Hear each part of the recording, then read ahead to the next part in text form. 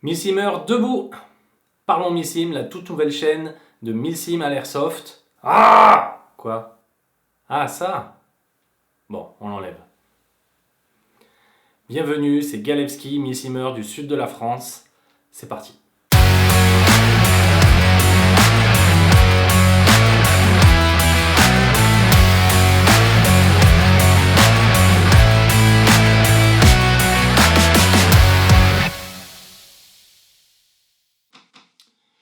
Alors, pourquoi une chaîne sur le Milsim à l'airsoft? Eh bien, on va parler de quoi? On va pas faire de review de matériel, que ce soit de répliques, de guides. On va pas mettre en avant une équipe en particulier. On va pas non plus faire de l'upgrade et de la technique. Alors, de quoi pouvons-nous parler? Eh bien, c'est pas une question si facile à répondre quand on ne connaît pas le Milsim de l'intérieur, et c'est le pourquoi de la chaîne. Et on va commencer tout de suite en s'attaquant à un gros pavé, mais il faut bien poser les bases. Qu'est-ce que le Milsim? C'est parti. Alors en réalité, on connaît tous la réponse à cette question, au moins un petit peu. Si par exemple, je vous propose ce jeu de combat aérien qui s'appelle Ace Combat 7, certes les graphismes sont sympathiques, certes on voit différentes choses qui sont pas super réalistes, qui viennent un peu entacher le tableau, l'immersion n'est pas forcément la plus poussée, on voit bien que c'est pas une image tirée d'un vrai avion en fait.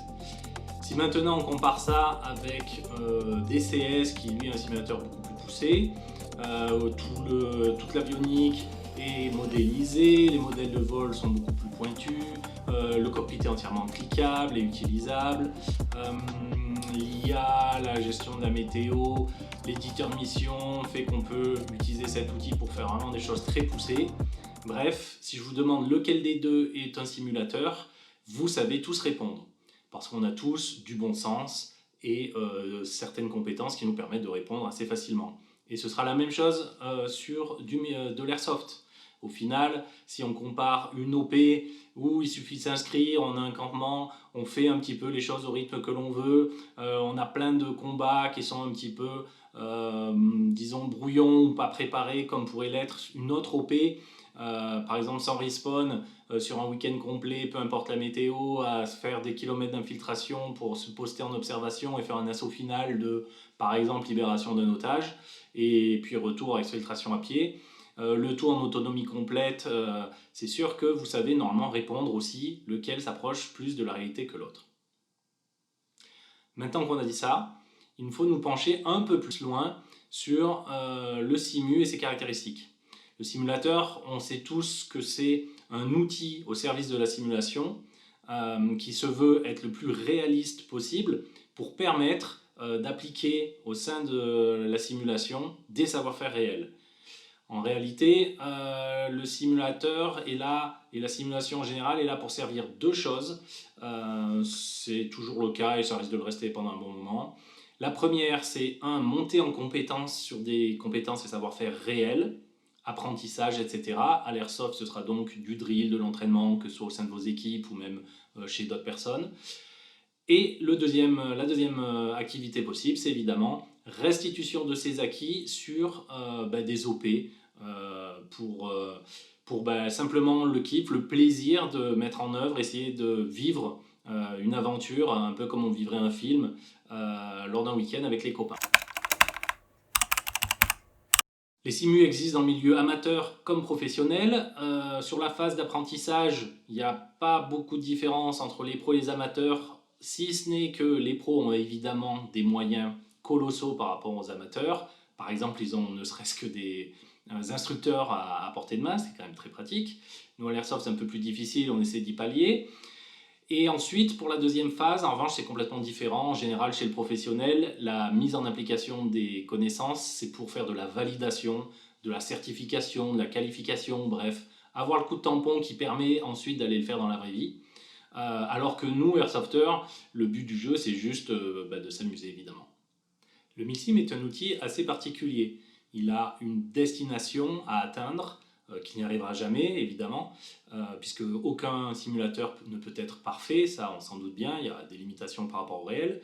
N'empêche qu'on cherche à toujours l'améliorer. Et c'est un produit qui évolue dans le temps. C'est-à-dire que si je fais ce simulateur-là en 2023, qui était un super simu pour le milieu des années 90, et que je vais présenter ça, que ce soit aux professionnels, à l'école de l'air, à Salon-de-Provence, ou à la communauté milsimeur francophone par exemple, ils vont tous me rironner en me disant que j'ai fumé la moquette et que c'est certes un jeu d'avion, mais c'est clairement plus un milsim en 2023, il y a beaucoup mieux qui existe, il est beaucoup trop à la rue sur des tas de caractéristiques. C'est assez compréhensible, et du coup en airsoft c'est la même chose. Des OP de 2012 par exemple, qui se voulaient milsim à l'époque, ne le sont peut-être plus, et c'est même souhaitable que cela évolue et que ce n'est plus le cas. Donc il nous faut regarder ce que sont les standards des OP milsim en 2023 pour avoir une idée de est-ce que je participe ou fabrique une OP milsim ou pas, parce qu'il y a des tas de gens qui se posent cette question. On voit de tas de termes semi-milsim, RP, gravité autour du milsim, alors que le milsim est quelque chose de très précis et nous allons donc devoir étudier les différentes caractéristiques des simulateurs que sont les OP afin de dire, bon ben voilà les standards en 2023, si je suis trop éloigné, je ne fais pas une OP milsim, et si je colle à ces standards, eh bien, je peux prétendre à faire une OP milsim. Alors, concernant les caractéristiques d'une OP milsim, ben, ce sont les mêmes caractéristiques d'une OP non milsim, j'ai envie de dire, sauf que les caractéristiques sont réelles, réalistes. Donc j'en vois 5, on ne va pas trop s'attarder parce que ça fera l'objet de développement futur. Le premier, le scénario. Ça inclut tout ce qui est emballage cadeau, contexte historique, événements précédant l'OP, ainsi que les missions pour chacune des factions qui va se dérouler pendant l'OP. Ensuite, il y a tout simplement la durée de l'OP. Il y a aussi les zones de jeu, trois caractéristiques à corréler très fortement pour que ce soit réel, réaliste en tout cas le plus possible. Une autre caractéristique, c'est la confrontation. Alors c'est basiquement quand on va s'échanger les billes dessus, les règles de touche, etc. Mais pas que, en milsim, il y a plein d'autres manières de, on va dire, nuire à une autre faction sans lui tirer dessus, comme faire du renseignement ou de la désinformation, etc. etc. Donc là aussi, il faudra que ce soit réel, en tout cas réaliste au possible. Et enfin, dernier point, les factions, donc c'est l'ensemble des personnels, des équipements et surtout du comportement de ces personnels pendant le déroulement de l'OP. On veut donc tout ça le plus réaliste possible et voyons donc les standards en 2023 des OP milsim. Je ne connais évidemment pas toutes les OP milsim qui se déroulent, mais je suis assez actif pour essayer de me maintenir à jour et au courant de ce qui se passe en lisant tous les rétextes qui peuvent passer au possible, etc. Si vous avez d'autres informations que je n'ai pas, et bien surtout enrichissez le débat en ajoutant vos infos dans les commentaires. Ce sera avec grand plaisir, on pourrait y revenir dessus lors d'une prochaine vidéo. Alors, qu'est-ce qu'un scénario réaliste? Eh bien, le plus simple, c'est de s'inspirer de documentaires, d'opérations réelles, histoire de voir un petit peu à quoi ça ressemble.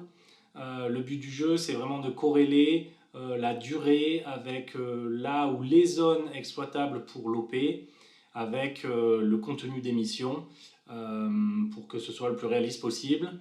Il faut essayer d'éviter au maximum d'avoir deux camps adverses qui seraient à 600 mètres l'un de l'autre, parce qu'il n'y a personne qui a une phobe et qui laisse l'ennemi s'installer 600 mètres plus loin, presque à portée de FA. Ce serait de la folie. Donc ça n'existe pas, hormis scénario très particulier, huis clos, type DMZ. Entre les deux Corées, par exemple, on pourrait avoir des forces armées qui sont côte à côte, qui ne s'apprécient pas, mais dès le début, elles ne se tirent pas dessus, évidemment. Généralement, vu qu'on n'a pas des zones de 50 km², ce qu'on fait, c'est que sur le terrain, on a un camp d'une faction et les autres vont être itinérants, vont devoir s'infiltrer depuis, là ça peut être depuis une sacrée distance, pour venir faire quelque chose autour ou avec, etc. Voire même ne pas avoir de camp du tout et avoir que des forces itinérantes et avoir par exemple un village de local ou une structure ou un point d'intérêt quelconque. La durée donc va avec l'espace et avec le contenu du scénario et il n'y a pas vraiment de règle absolue. Une OP milsim peut très bien durer 1h30 si c'est par exemple une prise d'otage bien préparée de façon assez réaliste avec des forces réalistes et tout le monde qui se comporte de manière réaliste. Il n'y a absolument pas de raison que ça ne puisse pas faire 1h30. En revanche, bon, vous n'allez pas pouvoir faire déplacer des milsimeurs de l'autre bout de la France pour 1h30, c'est sûr. donc il va falloir sûrement jouer avec des forces locales, pas loin de chez vous, mais en tout cas, si vous couplez ça avec d'autres activités, il n'y a pas de raison que vous ne puissiez pas le faire. Là, je parle bien d'OP, je ne parle pas d'entraînement, où là, effectivement, on est beaucoup plus libre à tous les niveaux. Concernant ensuite la confrontation, ben, c'est déjà le gameplay de combat, donc au-delà des real cap, de règles des touches, etc., la pierre angulaire du gameplay de combat, c'est le no respawn. No respawn, pourquoi? Parce que l'entièreté de toutes les tactiques, de toute la préparation, la réflexion, les choix sur le terrain, l'aguerrissement, la totalité du game, en fait, tourne autour du fait qu'on cherche à préserver sa vie. Et si on retire ça de l'équation, il y a tout qui se casse la gueule, on fait plus de 1000 sims. Du coup, il faut vraiment que les joueurs ressentent ça, et c'est vraiment une contrainte. No respawn. Personne ne respawn dans du 1000 sim. Alors, soit sur toute l'OP, parce que par exemple, c'est soit un challenge dont c'est la règle, par exemple la plume blanche. Vous pouvez venir de Londres en avion, au bout de 10 minutes, votre binôme vous met une bille dans le ventre. Bon, ben merci, au revoir. Ou alors sur les OP, en général, il y a beaucoup de phases de infiltration, roleplay, observation, toutes des missions qui ne vous mettent pas directement en confrontation avec l'ennemi, avec un assaut final en toute fin d'OP. Du coup, vous allez pouvoir faire, on va dire, 85-90% de l'OP si vous faites bien attention et vous savez ce que vous faites, sans en prendre une avec de bonnes chances de vous en sortir. Dans ce cas-là, c'est sans respawn du tout. Et pour les OP qui auraient beaucoup plus de contacts, ça va être sans respawn par phase, on va dire. C'est-à-dire que si vous êtes itinérant, par exemple les 6 prochaines heures, il n'y a pas de respawn, donc vous ne faites pas avoir. Alors vous faites, je ne sais pas, de la guérilla sur des forces locales. Il ne faut pas vous faire avoir parce que si vous faites avoir maintenant, pendant 6 heures, vous serez out. Et vous irez vous rendre par exemple au prochain point de spawn, où vous attendrez à votre fob ou peu importe. Voilà, cette pierre angulaire du no-respawn, c'est méga important, c'est ce qui justifie tout, c'est ce qui justifie qu'on s'entraîne, c'est ce qui justifie qu'on essaye de monter en compétence sur des savoir-faire réels, c'est ce qui justifie qu'on essaye d'aborder les bons comportements pendant l'OP et que l'adversaire doit aussi se comporter de manière réelle. Du coup. Donc c'est vraiment crucial.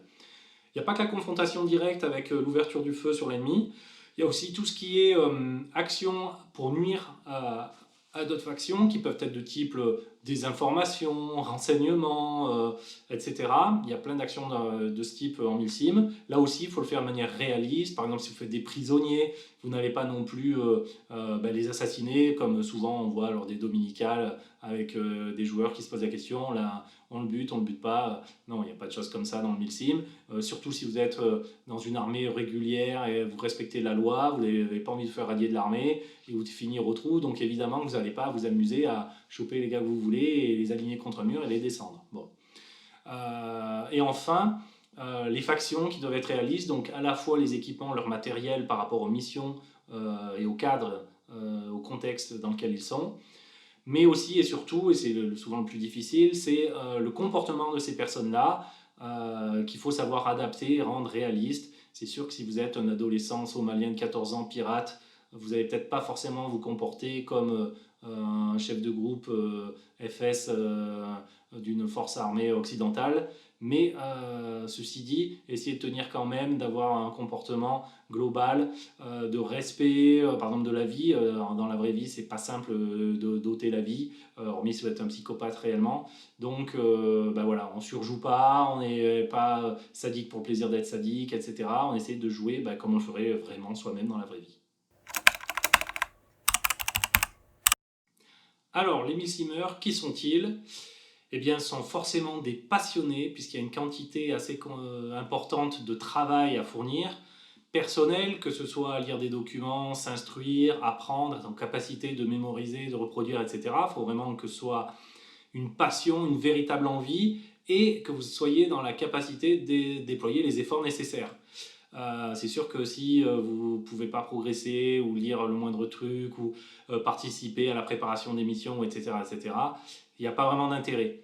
Pareil, si vous êtes un profil, vous êtes à fond pendant 3 mois puis on ne vous voit plus, ou vous ne savez pas si dans un an vous serez encore là, ne faites pas du 1000 sim, c'est plutôt un marathon et pas un sprint. Donc ça sert à rien de s'y lancer si c'est pas pour du long terme, puisque il y a toute la montée en compétences avant de pouvoir arriver à déployer vraiment du jeu conséquent. Même si on verra plus tard qu'il est possible de très tôt aller en OP, il faut quand même mettre un investissement et pour qu'il y ait un peu de retombées, il faut que ça dure un minimum.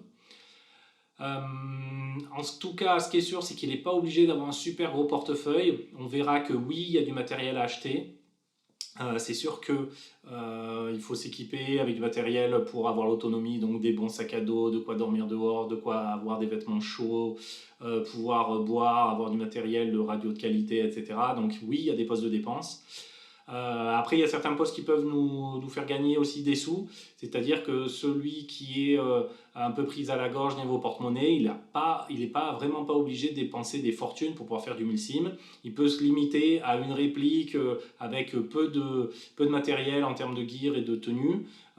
Tant qu'il monte en compétences et qu'il sait se comporter en OP, qu'il a vraiment l'état d'esprit milsim et l'attitude, le reste, j'ai envie de dire, on peut toujours s'arranger et faire avec, et on pourra peut-être pas tout faire, mais en tout cas on pourra faire une grosse partie du truc.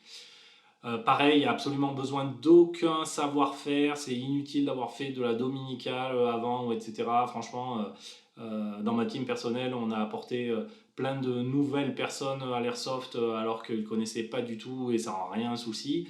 Et je dirais même que ce ne sont pas les personnes qui sont parties les dernières en OP, donc ça n'a vraiment aucun rapport. C'est une pratique en fait totalement différente, tout simplement. Alors voici venu le temps de la conclusion. C'est vrai que cette vidéo a été un peu longue, mais je pense qu'il était nécessaire de poser ces bases-là, bien comprendre de quoi on va parler pour la suite. C'est d'autant plus difficile que si l'on n'est pas dans le milsim, c'est pas forcément évident de savoir qu'est-ce qu'on y fait vraiment.